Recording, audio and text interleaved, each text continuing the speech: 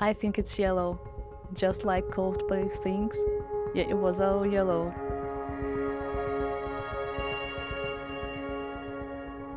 Yellow for me is the autumn, and that's the season when I was born. So this color represents joy, coziness, and rebirth. And I think it's not the spring, but the autumn that is the beginning of renewal.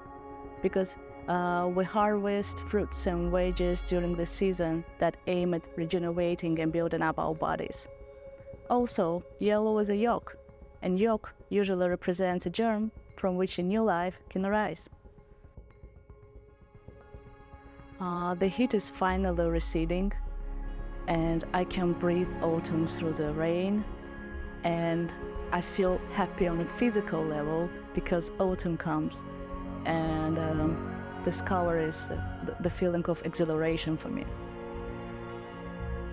I use this color to describe the lights in şair and the yellow tram on Alexanderplatz in Berlin. And I also have a poem which I will read for you now. I hate mornings. They separate us, steal our cuddling from the gentle night. The sunbed burns down the intimate visions, transparent vanish in the light. The obscurity of our action, incomplete extraction, excruciating pain of glued skin. I hate mornings. They choose us, fool us with insecure hopes. The tower of the soul changes from blue to yellow. Invasion of privacy, total anarchy, a dab of paint and perfume undercover. I hate mornings, my mornings, solitary, without you. I don't think I use the colors for describing strong emotions or for metaphors. I prefer more to use food as a metaphor or for similes.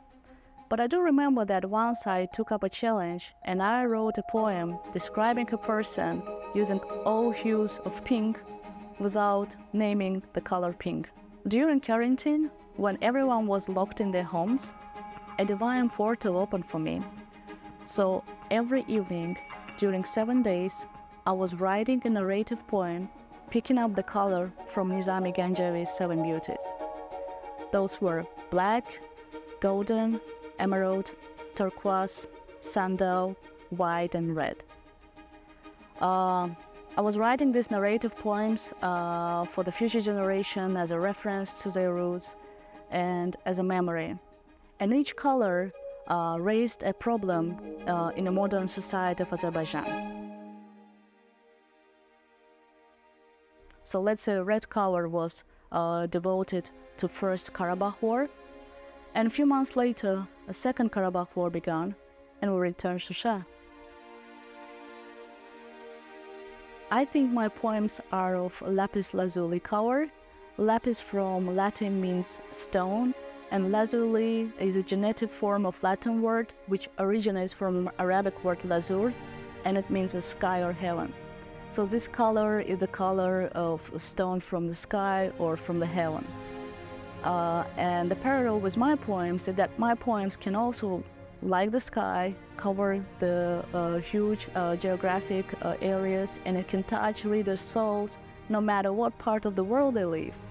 Also, it's not so easy to read my poems because you really have to pause and dive into the vivid images that I create in my poems. And I think this is what happens with the night sky. To accommodate the whole sky, you have to be really perceptive so you can read all the signs and get them. And here comes my poem.